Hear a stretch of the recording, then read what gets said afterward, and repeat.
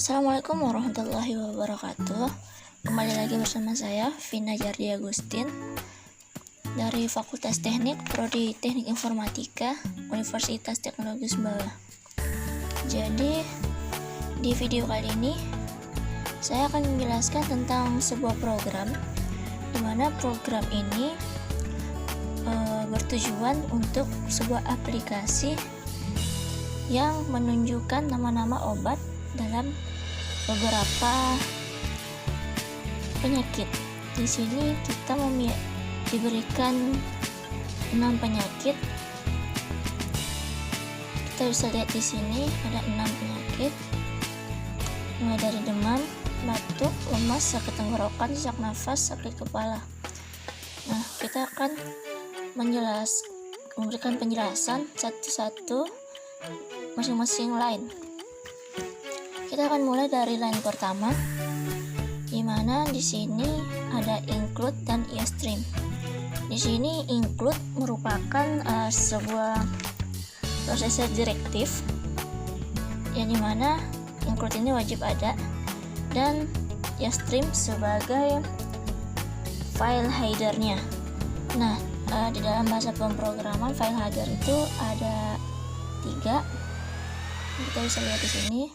Ada eStream, Studio, sama Junio. Nah, fungsinya itu sebagai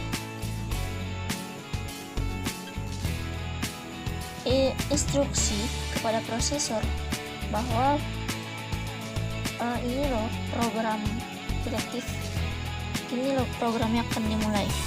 Nah, kita beralih ke line kedua, yaitu using namespace, di mana using namespace ini merupakan sebuah perintah atau instruksi yang diberikan kepada aplikasi compiler agar compiler bisa menerjemahkan programnya. Dan di line keempat ada inMain. InMain di sini berfungsi untuk mengatur arah kompilator, yang dimana fungsi utamanya agar program komputer dapat dibaca oleh kompilator. Nah, di sini ada tanda kurung kurawal, buka kurung kurawal. Fungsinya untuk mengawali program. Dan kita ke line 7. Line 7 di sini ada in A, yang bermaksud masukkan perintah A. Jadi di sini kita akan memulai sebuah perintah dengan variabel A. Kita beralih ke line 9. Dari line 9 hingga line 15 itu merupakan output, yang dimana di dalam output ini yang pertama ini daftar penyakit dan nama obat. Ini di line 9 merupakan judul dari aplikasi yang akan kita buat. Lalu di line 10 hingga line 15 itu nama penyakitnya, atau output untuk nama penyakit.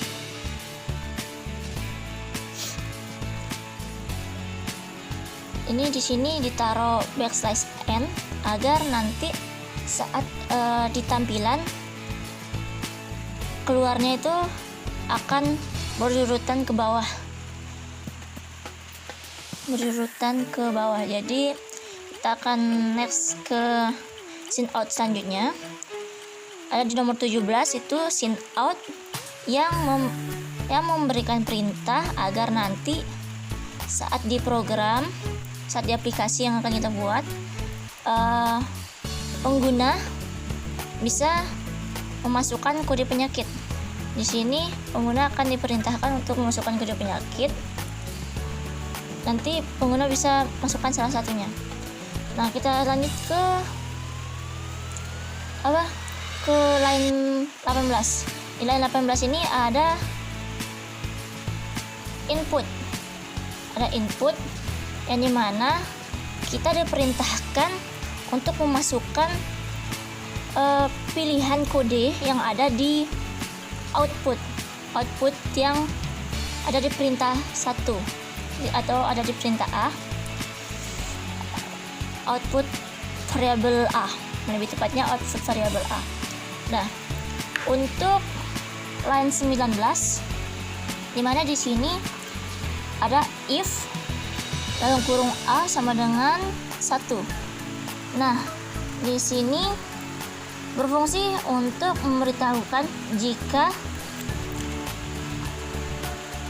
di dalam scene atau input A kita memilih nomor 1, maka yang akan keluar itu semua nama obat yang ada di line 21 hingga line 25 di sini. Jadi kalau kita pilih nomor 1, akan keluar semua keterangan yang ada di line 21 dan 25. Mulai dari nama penyakitnya hingga nama obat-obatannya.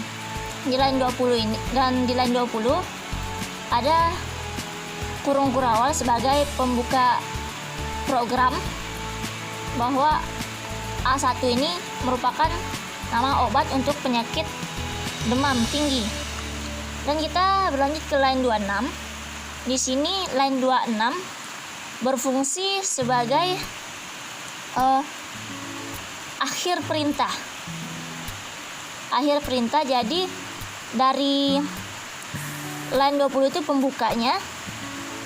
Nanti semua perintah yang ada di line 21 hingga line 25 akan keluar dan ditutup oleh perintah tutup kurung kurawal di line 26. Nah, kita lanjut ke line 27. Di sini ada line 27. Nah, kenapa ditaruh else if? Karena fungsi dari else if ini merupakan atau memberikan sebuah pilihan kepada pengguna bahwa apabila dia tidak memilih kode 1, maka dia bisa memilih kode 2. Atau dengan kata lain, else if ini memberikan sebuah pilihan lain kepada pengguna.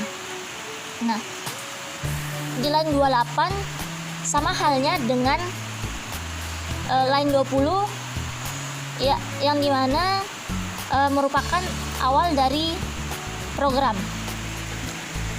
Nah, line 29 sampai line 32 merupakan tempat kita mengisi output nama obat serta nama penyakit yang ada di variabel kedua atau ada di kode kedua. Kurang lebih dari line 20 hingga line ke 65 itu fungsinya sama, hanya saja di sini ada elif yang menjadi perintah atau menjadi program yang memberikan sebuah pilihan lain kepada pengguna apabila dia tidak memilih pilihan-pilihan yang sebelumnya. Nah, dan di terakhir di line 66 ada return 0, di mana fungsi return 0 ini mengubah atau mengubah program menjadi 0 atau menghentikan program, atau bisa kita kenal dengan bahasa sederhananya itu programnya stop sampai di sini, sampai di line 65. Jadi ini di line 66 itu hanya perintah untuk memberhentikan program. Dan terakhir di line paling bawah ada line 67. Line 67 ini tutup kurung kurawal, yang berarti semua program yang sudah ada di atas tersebut sudah berhenti. Nah, untuk membuktikan program yang sudah kita buat ini, saya akan menjalankan program ini atau menekan tombol untuk bisa run kan. Sebagai pembuktian, kita akan tekan Ctrl B. Ya, kita akan lihat bagaimana program ini berjalan. Nah, di sini sudah keluar aplikasi dari program ini. Kita bisa lihat di sini ada daftar nama penyakit dan obat, di mana kita diberikan 6 pilihan. Pengguna bisa memilih nomor 1 demam tinggi, nomor 2 batuk kering, nomor 3 lemas, nomor 4 sakit tenggorokan, nomor 5 sesak nafas, nomor 6 sakit kepala. Nah, saya di sini akan memilih salah satunya. Saya akan pilih nomor 4. Kita masukkan 4, lalu tekan tombol enter. Nah, di sini akan keluar nama-nama obat yang bisa kita gunakan untuk menyembuhkan sakit tenggorokan. Ini teman-teman bisa lihat di situ ada 4 pilihan atau 4 daftar nama obat yang bisa kita gunakan untuk menyembuhkan sakit tenggorokan. Nah, sekian untuk pembuktian program kita kali ini.